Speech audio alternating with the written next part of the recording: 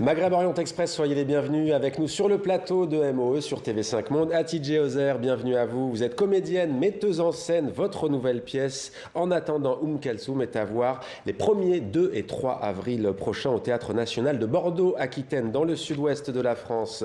La littérature à l'honneur. Après le théâtre, Yasmina Kadra, bienvenue. Vous êtes écrivain. Votre nouveau roman a pour titre Le Prieur de Bethléem. C'est aux éditions Flammarion. Et pour la musique, la chanteuse Souad Massi, bienvenue. Vous êtes autrice, compositrice, interprète. Votre nouvel album s'appelle Zagat. Vous serez en concert le 18 juin prochain au Théâtre du Châtelet à Paris. Alors entre folk, rock et poésie, vous revenez donc avec Zagat, un disque incandescent, on va le voir. Il y a de la douceur, celle de votre voix, qui se mêle à la gravité de notre monde. On écoute sans plus attendre votre titre, Samt.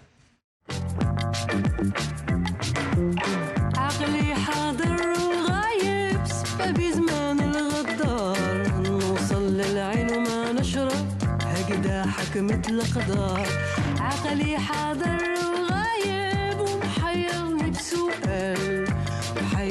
بسؤال وانا عندي الجواب ايه والله عينا ايه والله عينا ايه والله عينا والليل علينا طار ايه والله عينا ايه والله عينا ايه والله عينا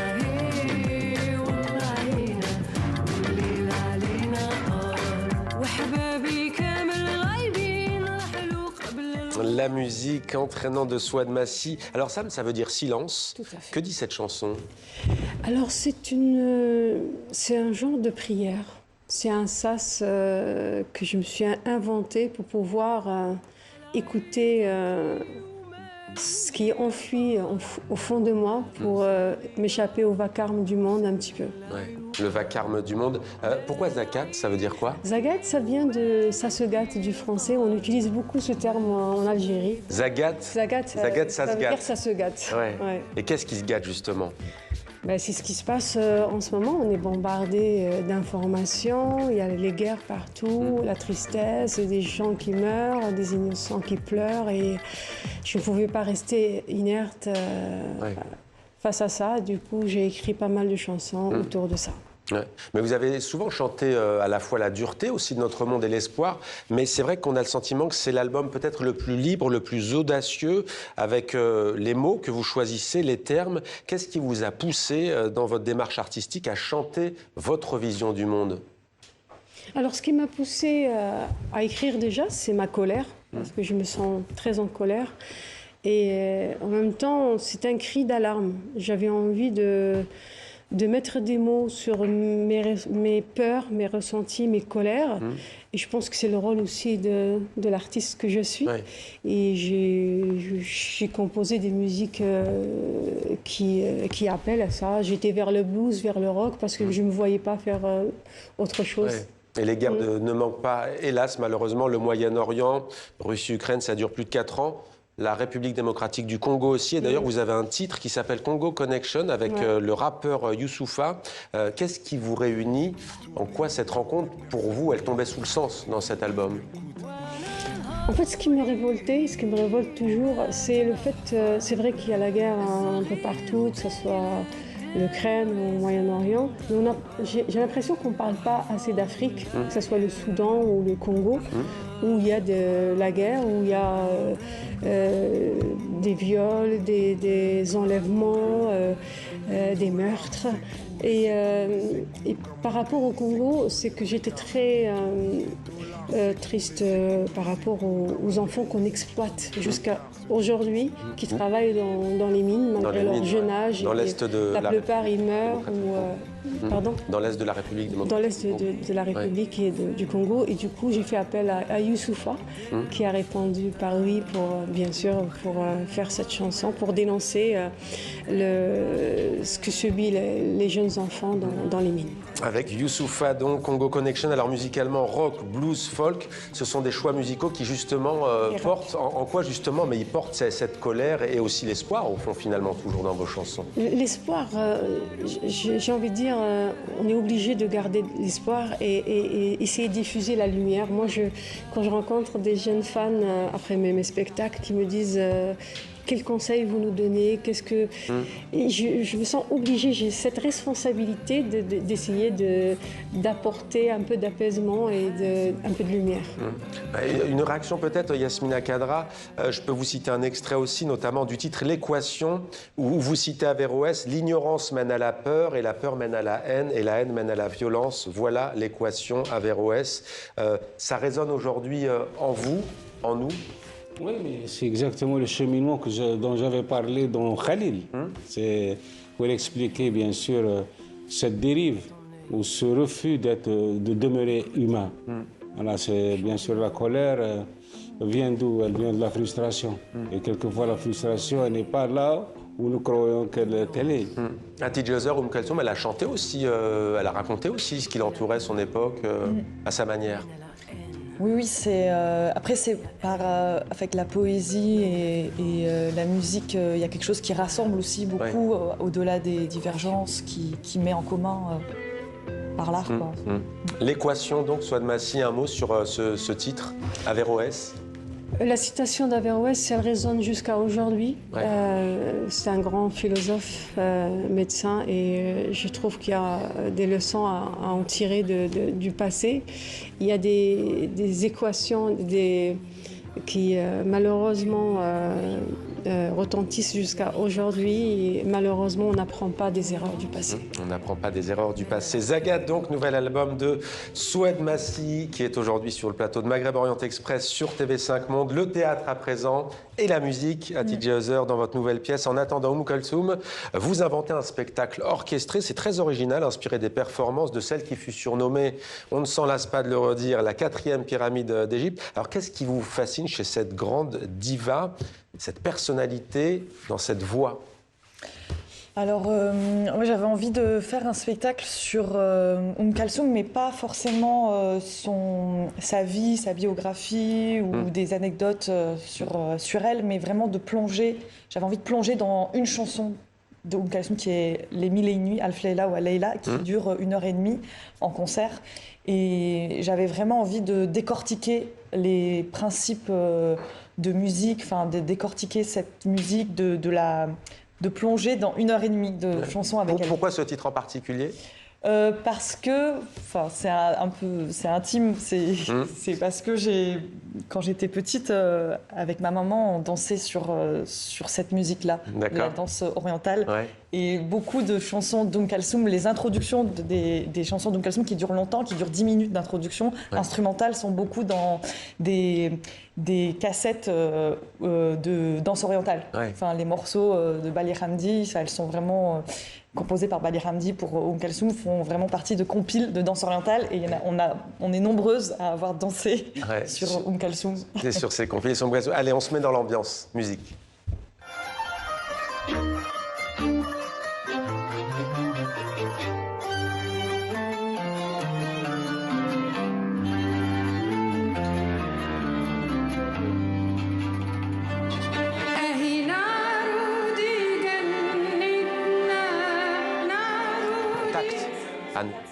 Et donc, vous êtes accompagné d'un tact sur scène, orchestre arabe incluant violon, qanoun, oud et derbouka. Comment s'est opéré le choix de ces instruments? Un peu plus. On est vraiment, justement, on est 8 au plateau. D'accord. Il y a aussi, donc, il y a percussion, alto, violoncelle, contrebasse, saxophone, qanoun, violon. Et comment s'est opéré le choix? J'avais envie de réunir des musiciens de la Méditerranée. Donc on vient d'un peu partout, de Berlin aussi. Le violon, il est Ayman Hal, il vient de Berlin, c'est un Syrien. Et il y a des Turcs, Algériens. On est vraiment de divers pays. Et parce que c'est une musique qui rassemble aussi beaucoup et qui a beaucoup influencé la musique du Maroc jusqu'en Turquie, quoi. C'est ça.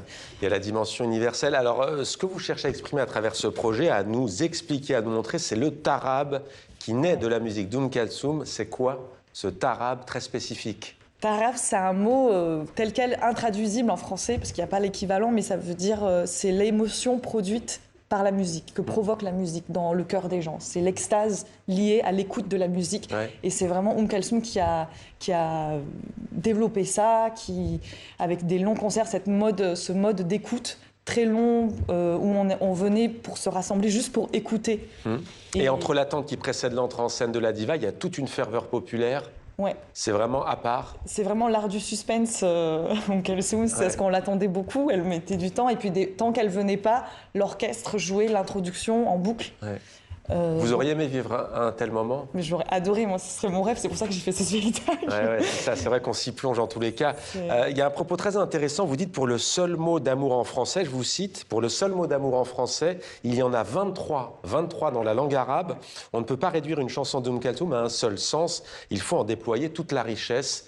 C'est ce que permet le théâtre? Mais même plus, moi je dis 23, mais si on compte aussi les conséquences de l'amour que sont l'insomnie, la maladie. Là, c'est un dictionnaire. Dans la langue arabe, il y a vraiment plusieurs manières de dire l'amour, de s'aimer, Donc, et dans les chansons Kalsoum, quand on a essayé de traduire, on a eu vraiment des problèmes de traduction parce que la langue en français, elle est pauvre de ce côté-là, du côté de l'amour. C'est intéressant ça, Yasmina Khadra. Vous, comment vous écrivez? Parce que vous êtes née en Algérie, langue maternelle, l'arabe algérien, vous écrivez en français. Quand on veut parler d'amour, dans votre tête, il se passe quoi? Il se passe une sorte d'euphorie. C'est vrai ce qu'elle dit, vraiment. Là, vous savez, il faut lire le livre de Salah Kemrish, l'apport de la langue arabe à la langue française. C'est un océan. C'est un océan. Voilà. Et avant, les écrivains, il y avait une concurrence, une petite rivalité entre eux. Il y avait quelqu'un qui pouvait écrire tout un livre, un pavé sans répéter un mot. Un pavé sans répéter un mot, Souad Massi, je ne peux pas ne pas vous demander de dire un mot sur Kalsoum quand même. Je sais que c'est... on le fait souvent, mais c'est vrai qu'elle a marqué des générations. Et bien au-delà d'ailleurs de la sphère et du monde arabe ou du Proche et Moyen-Orient et du Maghreb. Oui, c'est toujours une grande diva, incomparable. Moi qui adore Fayrouz, Kalsoum a une place spéciale. C'est vrai qu'elle a réuni assemblé les familles, les gens. Et c'est une vraie légende parce que c'était une des premières femmes artistes à être productrice de ces spectacles. Elle était très Elle a joué féministe. sur l'émancipation aussi. Elle a joué beaucoup sur l'émancipation des femmes. Je suis sûr qu'il y a du tarab, c'est comme ça qu'on dit. Je suis sûr qu'il y en a avec Souad Massi aussi. Un petit peu. Il faut aller la voir en concert pour comprendre. Il y en a. En tout cas, ça donne envie d'aller voir la pièce. Ouais, c'est vrai que c'est un parti pris artistique. Oui. On ne dit pas diva pour Kalsoum, on dit la dame. La dame. Ah, c'est ça. La dame. Je le retiendrai, ça.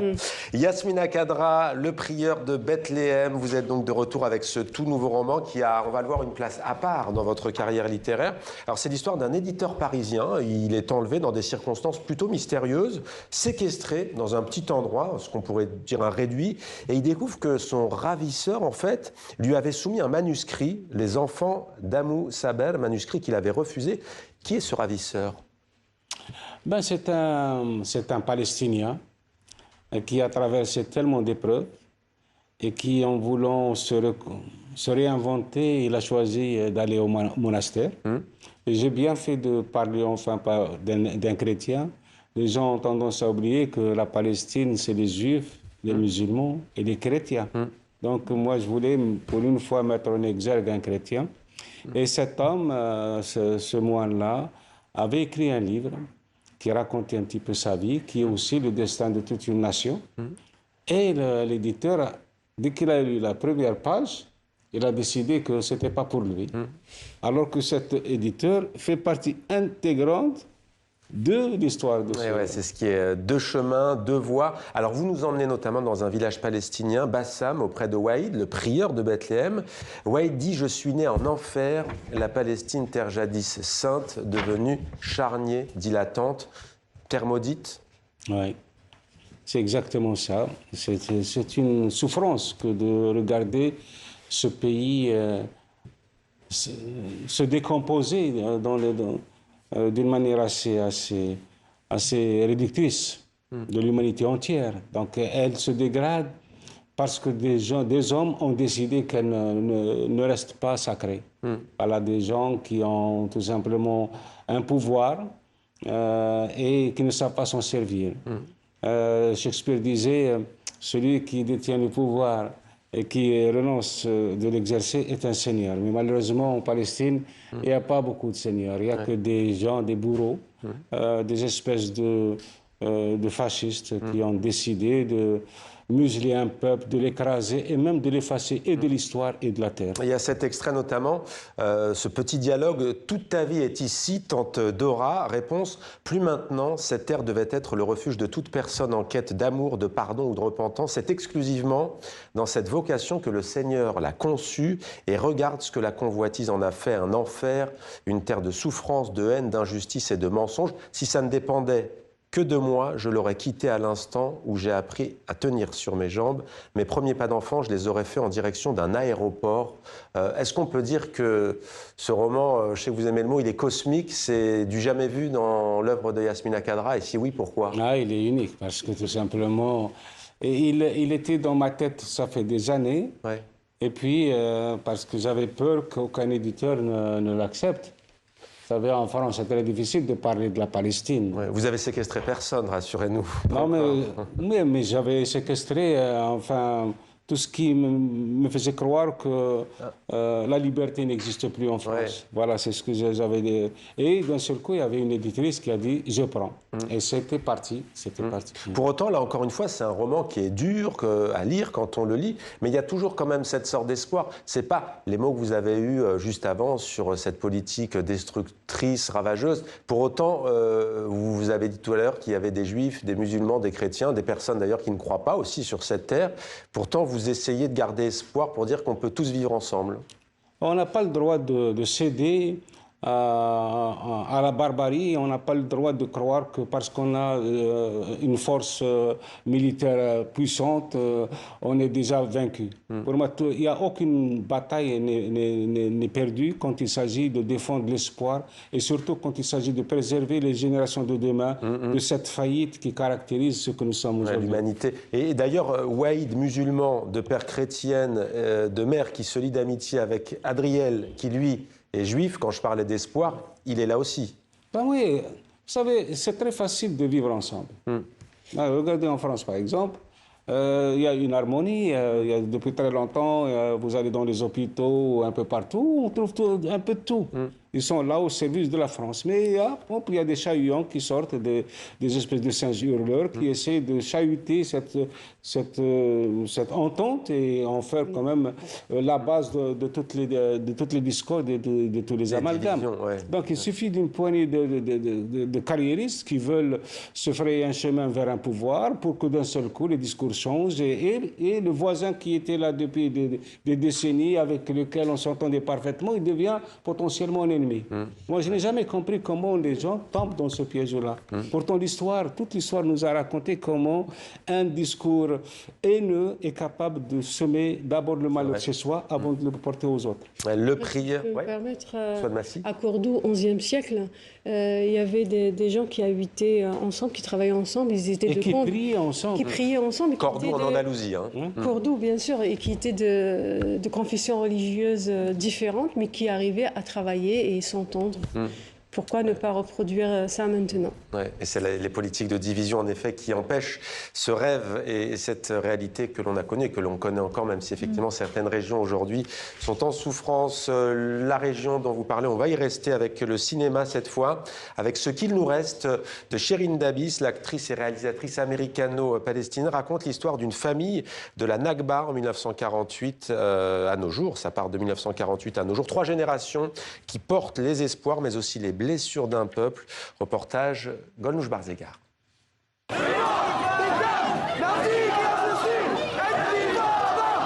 No one ever thought any of us would happen. I'm here to tell you how it started. C'est une histoire qui commence à Jaffa pendant la première guerre israélo-arabe. Alors que la ville palestinienne tombe et que ses habitants sont expulsés par milliers.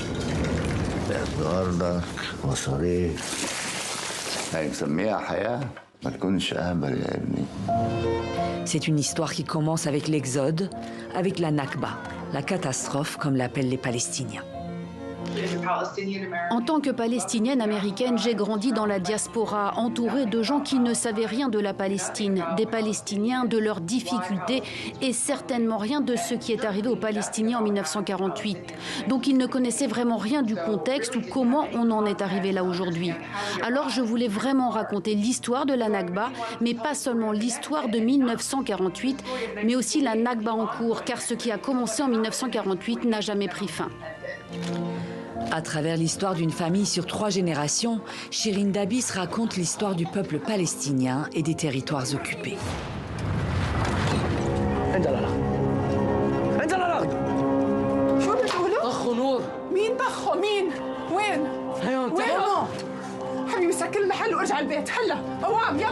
L'idée du film est née en 2014, bien avant la guerre de Gaza, avec la volonté d'explorer la transmission du trauma, surtout lorsqu'il se répète.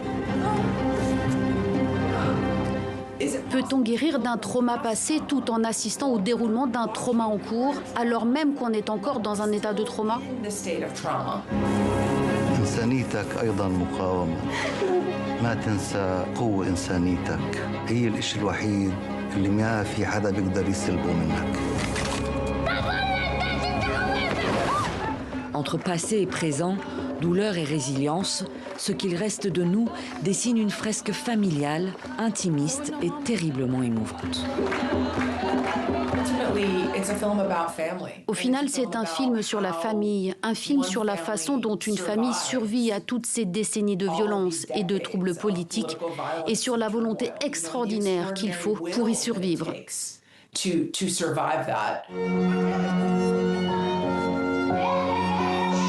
I wanted to explain what my family went through.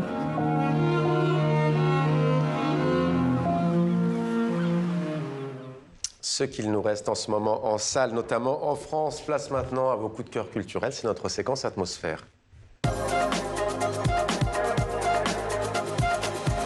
Eh bien, on va rester avec le cinéma, avec vous, Souad Massi. Vous avez choisi Sinners, 16 nominations aux Oscars, qui auront lieu dans quelques jours maintenant. Qu'est-ce qui vous plaît dans ce film de Ryan Coogler? Alors, c'est une œuvre hybride qui m'a vraiment intriguée. Je trouvais intéressante parce qu'elle retrace un peu l'histoire de la musique de l'Amérique, des Noirs américains, ouais, notamment le blues, tout en faisant allusion aux ségrégations qu'ils ont subies, les Noirs américains. Et je trouvais qu'il y avait des belles métaphores, que c'était très, très intéressant. Après, on peut voir le film avec d'autres points de vue, mais moi, c'est le mien. Et c'est dans le delta intérieur du Mississippi en 1932, et il est question de jumeaux et donc de ségrégation raciale. 16 nominations tout de même aux Oscars. Hatice Ozer, l'album instrumental Modal Pop de Bali Ramdi. Pourquoi ce coup de cœur que vous avez apporté? Je l'ai aimé aussi parce que j'adore Bali Ramdi, chaque chanson est un roman, enfin c'est un film à chaque fois, même s'il n'y a pas de paroles, mais on a l'impression que c'est très dramatique, sentimental et en même temps violent. Enfin, quand on l'écoute, ça rend la vie intéressante, notre vie intéressante. Vraiment, on a l'impression de vivre dans un film, dans chaque morceau, donc vraiment... Voilà donc pour ce coup de cœur Bali Ramdi. Yasmina Khadra, vous avez choisi La Strada de Federico Fellini, un film sorti en 1955. C'est pas tout récent. Pourquoi faut-il le voir ou le revoir d'après vous? Je ne sais pas. En tous les cas, moi, j'ai adoré. C'est le film qui m'a rendu fier de pleurer. Ouais. Quand je pleurais, j'étais fier de voir mon visage ruisseler de larmes. Pourquoi avant c'était une honte? Non, parce qu'avant, quand même, on se cachait. C'est vrai. Pleurer, on dit tu es un homme, il ne faut pas pleurer. C'est vrai. Mais là, j'étais fier d'être un homme et de pleurer. Pourquoi? Parce que j'ai accédé à cette part d'humanité qui ne va plus me quitter. J'ai vu le film, j'étais tout jeune à l'époque, j'étais adolescent. Et depuis, ça reste quand même le film Parmi les films qui m'ont vraiment marqué. Ouais.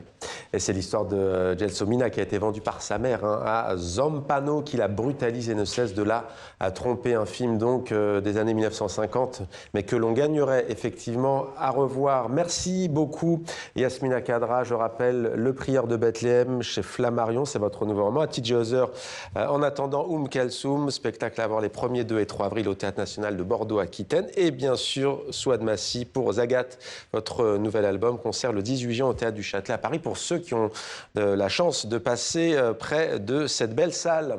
Merci de nous avoir suivis, c'était Maghreb Orient Express. Merci d'être fidèle à MOE. Suivez-nous quand vous le voulez sur notre plateforme TV5 Monde+. À la semaine prochaine, avec grand plaisir sur TV5 Monde.